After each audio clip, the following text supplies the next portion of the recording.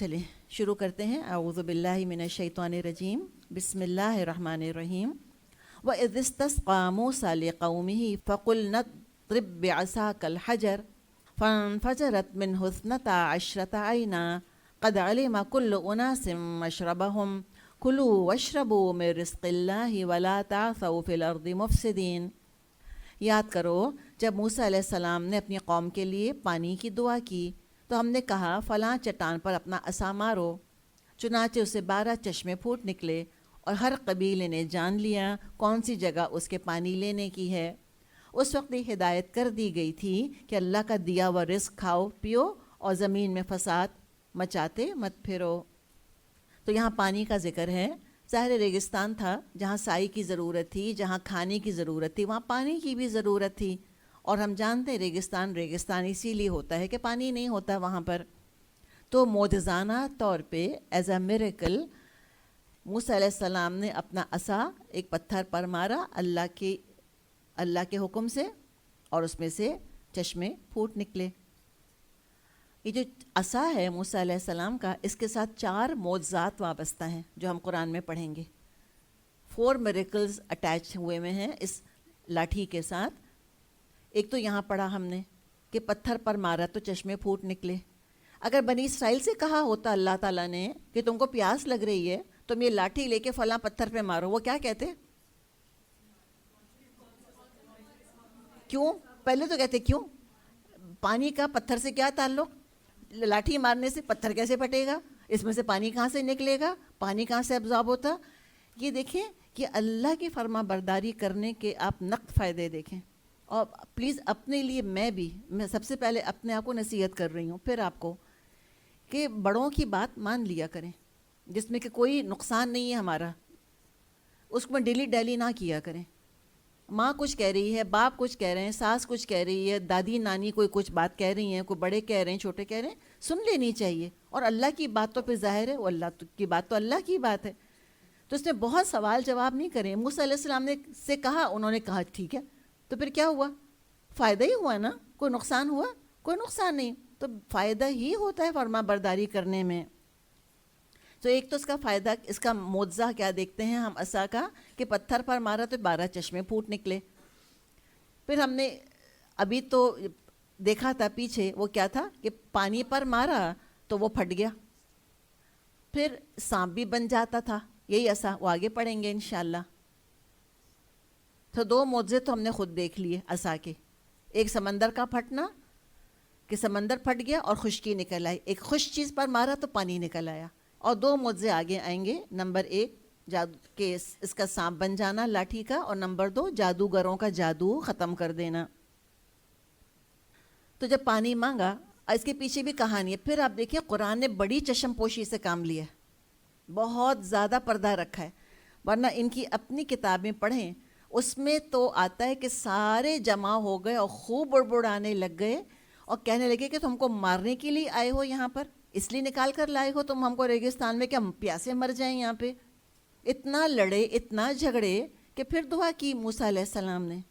وہ تو قرآن تو بتاتا بھی کچھ نہیں ہے یہ سب کچھ, اتنا ڈھانک چھپا کے بس ذکر کیا ہے اوپر سے ان کی باتوں کا. ورنہ اپنی اصلیت خود جانتے ہیں اچھی طرح سے کہ ان کی کتابوں میں کیا کیا ان کے کرتوت ہیں جو کہ لکھے ہوئے ہیں.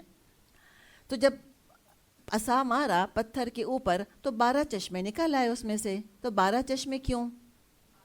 اس لیے کہ 12 قبیلے تھے, تاکہ ایک جگہ رش نہ ہو جائے اور لوگوں کو تکلیف نہ ہو. اس سے ایک اور بات پتہ چلی کہ ایک ہی چیز کو جب بلا وجہ لوگوں سے شیئر کروایا جاتا ہے کہ ایک ہی چیز شیئر کرو, اس میں بھی جھگڑے ہو جاتے ہیں. ساس بہو کو جھگڑا کس پر ہوتا ہے؟ کچن کے اوپر. تو حل کیا ہے؟ 2 کچن, رائٹ؟ اب آسان تو نہیں ہے, لیکن آپ کو سمجھانے کو بتایا جا رہا ہے کہ جب ایک چیز کو شیئر کرنا ہوتا ہے تو بعض دفعہ وہ اچھی چیز نہیں ہوتی. ہر وقت شیئر کرنا اچھا نہیں ہے, ہر چیز کا موقع ہوتا ہے. Sharing is caring, no doubt. لیکن جب فورس کیا جائے لوگوں کو کہ تم ایک ہی چیز میں سارے کے سارے حصے دار ہو, اس میں 10 مسئلے کھڑے ہوتے ہیں. تو آرگنائزیشن ہے جو سکھائی جا رہی ہے یہاں پر کہ اچھی ایڈمنسٹریشن کیسی ہوتی ہے. دوسری یہ پتہ چلا کہ انبیاء کی بھی ضرورت تھی کہ اللہ کے آگے ہی گڑ گڑائیں. ان کے اپنے پاس کوئی اختیار نہیں تھا کہ اپنے زور سے اپنی مصیبت دور کر لیتے، تو کہاں پہ رسولوں سے دعا مانگنا؟ وہ خود اپنے لیے بھی جب دعا مانگتے تھے تو کس سے مانگتے تھے؟ اللہ سے مانگتے تھے۔ تو اگر جیسے بات کی ہم نے کہ آرگنائزیشن پسندیدہ ہے، بہت سے لوگ ایک ہی چیز میں شریک ہوں تو نظام بگڑ جاتا ہے اور دل بھی پھٹنے لگتے ہیں اس کی وجہ سے۔ تو یہاں پہ موسیٰ علیہ السلام کا ہم نے معجزہ دیکھا کہ پتھر پر عصا مارا تو چشمہ نکل آیا، چشمے نکل آئے۔ نبی اکرم صلی اللہ علیہ وسلم کو بھی اللہ تعالیٰ نے کچھ کم معجزے نہیں دیے تھے، لیکن ان کو بہت زیادہ ہم کھل کے ان کا ذکر نہیں کرتے، اس لیے کہ سب سے بڑا معجزہ تو قرآن ہے۔ لیکن یہ بخاری میں حدیث ہے کہ ایک دفعہ آپ صلی اللہ علیہ وسلم کے ساتھ صحابہ سفر کر رہے تھے تو پانی کی تنگی پڑ گئی، پانی کم ہو گیا۔ آپ صلی اللہ علیہ وسلم نے پانی کا پیالہ منگوایا اور اس میں آپ نے اپنا ہاتھ رکھا۔ صحابہ فرماتے ہیں کہ آپ کی انگلیوں سے چشموں کی طرح پانی پھوٹ رہا تھا۔ یہ آپ کا معجزہ ہے۔ اچھا، قرآن کو تو ماننا پڑے گا کہ ہاں لاٹھی ماری اور دریا پھٹ گیا، اور لاٹھی ماری اور چشمے پھوٹ نکلے۔ جب حدیث میں یہ باتیں آتی ہیں کہ آپ صلی اللہ علیہ وسلم کی انگلیوں سے پانی جاری ہو گیا، کہتے ہیں جھوٹی حدیث۔ کیوں؟ اس میں جھوٹ کی کون سی بات ہے؟ جب یہ ہو سکتا ہے تو وہ بھی ہو سکتا ہے، جس رب نے یہ دکھایا اس رب نے وہ دکھایا۔ تو لہٰذا جب کبھی حدیث کے بارے میں کوئی شکوک شبہات ڈالے تو ذرا اس کو ٹیلی کر لیا کریں قرآن میں بتائے گئے معجزوں کے ساتھ۔ تو رسولوں کے ساتھ یہ معجزے وابستہ ہیں۔ آپ صلی اللہ علیہ وسلم کے بہت سے معجزات ہیں۔ دلائل نبوہ کتاب ہے ایک، شاید امام بیہقی کی ہے، اس میں سارے انہوں نے یہ معجزے جو ہیں آپ صلی اللہ علیہ وسلم کے وہاں پر نقل کیے ہیں۔ تھوڑے سے کھانے کو بہت سارے لوگوں کے لیے پورا ہو جانا، ایسی تو بہت ساری مثالیں ہیں۔ اچھا جی، پھر کیا ہوا؟ کھا لیا پی لیا، اللہ نے کہا کہ بھئی سب کو ان کا مقام پتہ چل گیا، تو کہا کہ کھاؤ اور پیو، اللہ کے رزق سے فساد نہیں مچاؤ۔ بات یہ ہے کہ پیٹ بھرتا ہے تو مستی سوچتی ہے انسان کو، تو یہ نہ کریں، بلکہ کھائیں اور پئیں، اللہ کا شکر ادا کریں۔ لیکن ان کو کہاں شکر ادا کرنا آتا تھا؟ وَإِذْ قُلْتُمْ، اور یاد کرو تم جب تم نے کہا تھا یا موسیٰ، اے موسیٰ، لن نصبر علی طعام واحد، ہم تو ہرگز ایک کھانے پر صبر نہیں کر سکتے۔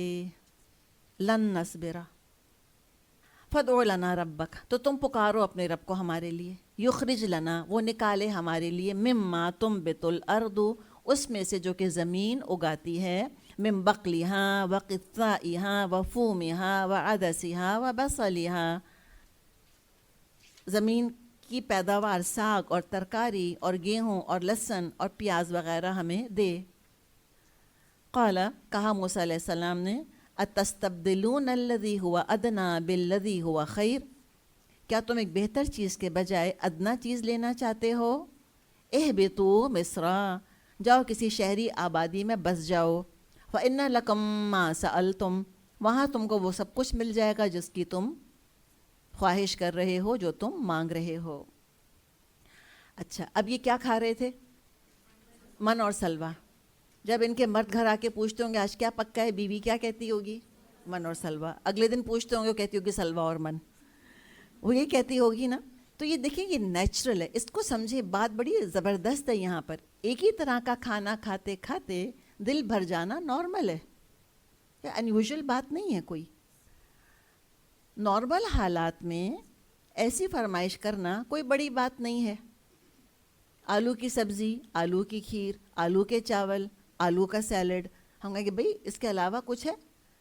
روز آپ کو حلوہ کوئی کھلائے، آپ کہیں گے بھئی آج تو چٹنی کھانے کا دل چاہ رہا ہے۔ تو کوئی نارمل حالات میں کوئی ایشو نہیں ہے۔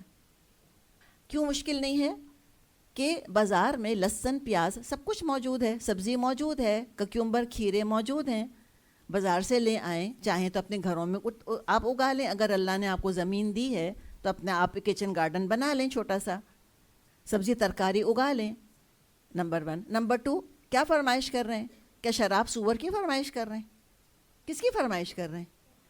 سیدھی سیدھی چیزیں، حلال چیزوں کی فرمائش کر رہے ہیں۔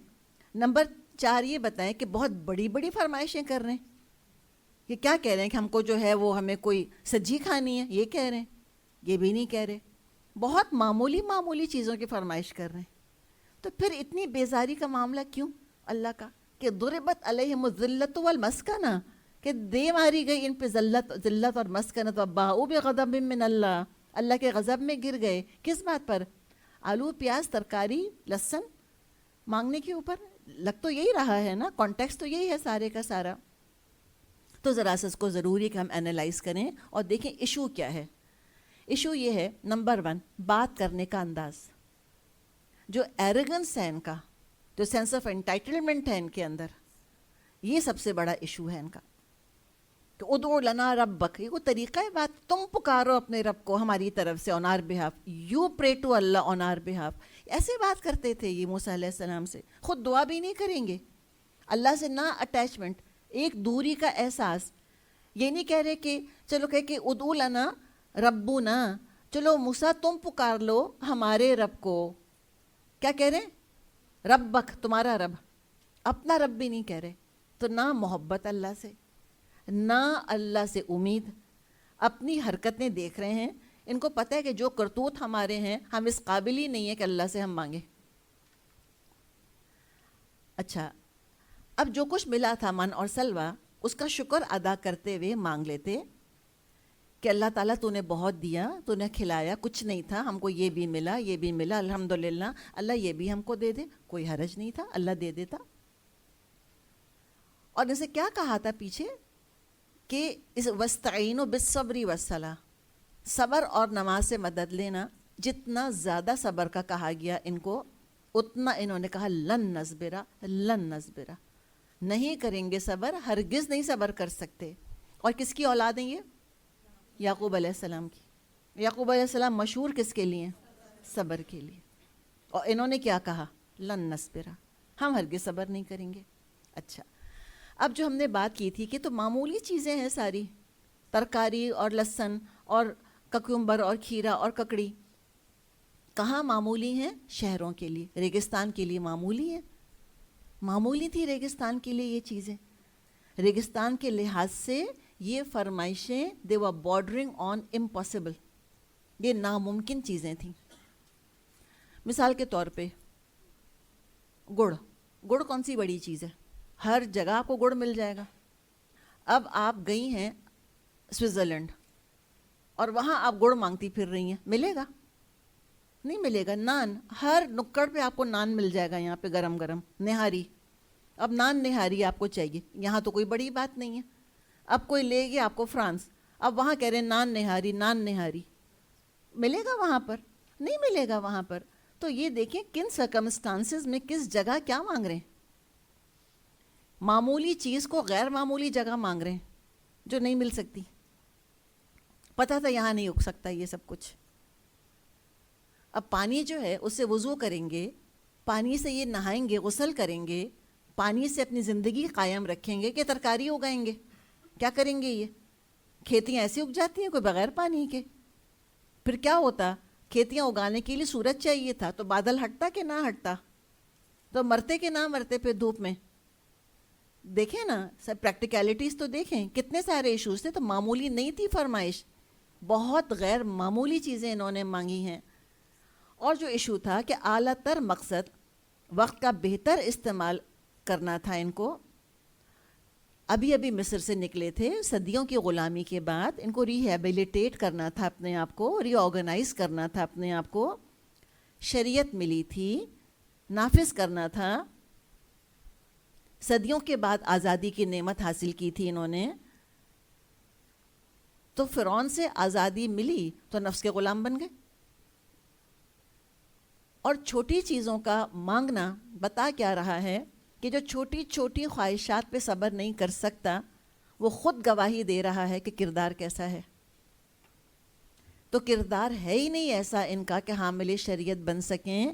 شریعت نافذ کرنا تو بہت صبر آزما کام ہے.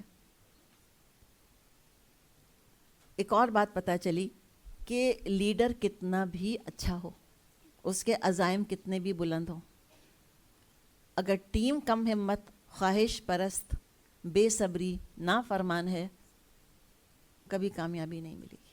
ہم کہتے ہیں ایک اچھا لیڈر آ جائے سب ٹھیک ہو جائیں گے. خوابوں کی باتیں ہماری. ہم کہتے ہیں بس ایک لیڈر مل جائے ہم کو. نہیں.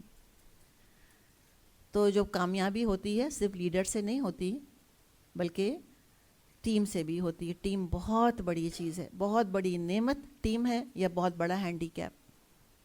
اور جیسے ہم نے بات کی کہ قرآن نے تو پھر بھی بڑی پردہ داری کی ہے ان کی. بائبل اور تورات ان کا پول کھولتی ہے. تورات ہے book of numbers. Book of numbers chapter 11 میں آتا ہے. اور بک آف ایگزوڈس بھی ہے ان کی. بک آف ایگزوڈس کتاب الخروج چیپٹر 16 میں ہے کہ ان کی شکایتیں ہیں کہ پہلے کھانے اور پانی کے لیے لڑے موسیٰ علیہ السلام سے, اور الزام لگائے کہ تم یہاں اس لیے لائے ہو ہم کو کہ بھوکا پیاسا مار ڈالو, اس سے بہتر تو ہم مصر میں تھے, گوشت اور روٹی کھاتے تھے. پھر رونے پیٹنے لگ گئے کہ کاش ہم تو مصر میں ہی مر جاتے. اور جب من اور سلوہ برس گیا, ضروریات پوری ہو گئیں, اب خواہشات کے پیچھے لگ گئے کہ ہائے خربوزے, ہائے وہ کھیرے, یہاں تو ہماری جان خشک ہو گئی ہے, ہم کو تو من کے سوا نظر ہی کچھ نہیں آتا. خوب روئے پیٹے اس کے اوپر. تو اللہ تعالیٰ ان سے کیا کہہ رہے ہیں؟ لعلکم تشکرون. من اور سلوہ دیا, لعلکم تشکرون. یہ کہہ رہے ہیں شکر کا کون سا موقع ہے, ہم تو پہلے ہی صبر کر رہے ہیں. تو جو شکر کے موقع کو صبر کا موقع سمجھے تو صبر کے موقع پہ کیا کرے گا؟ سوچیں تو. یہ شکر کا موقع تھا. کہتے ہیں واٹ شکر, ہم تو پہلی صبر کیے بیٹھے ہیں من و سلوہ کے اوپر. تو جو شکر کے موقع کو صبر کا موقع سمجھے. پہلے شادی نہیں ہوتی لڑکیوں کی, اس پہ روتی رہتی ہیں امائیں. پھر شادی ہو جاتی ہے تو پھر ساس کو رونا شروع کر دیتی ہیں. تو بات ہے کہ جب شکر کا موقع ہے تو کہہ رہے ہیں کہ بڑا صبر کر رہے ہیں, میری بیٹی بیچاری سسرال میں ہے اور یہ ہے اور وہ ہے. تو شکر کون کرے گا پھر؟ اور یہ عام مرض ہے ہم لوگوں کا, یہ خالی بنی اسرائیل کا مرض نہیں تھا. ہم شکر کے موقع کو صبر کا امتحان سمجھتے ہیں. تو کہا تھا موسیٰ علیہ السلام نے, ٹھیک ہے جاؤ, تم ایک گھٹیا چیز مانگتے ہو, جاؤ کسی شہر میں جا کے بس جاؤ, جو چاہتے ہو تم کو وہاں مل جائے گا. چلیں اس کے بعد کی جو آیت ہے انشاءاللہ تعالی ہم پھر اس کو کریں گے. سبحانک اللہم و بحمدک نشہد ان لا الہ الا انت نستغفرک و نتوب الیک.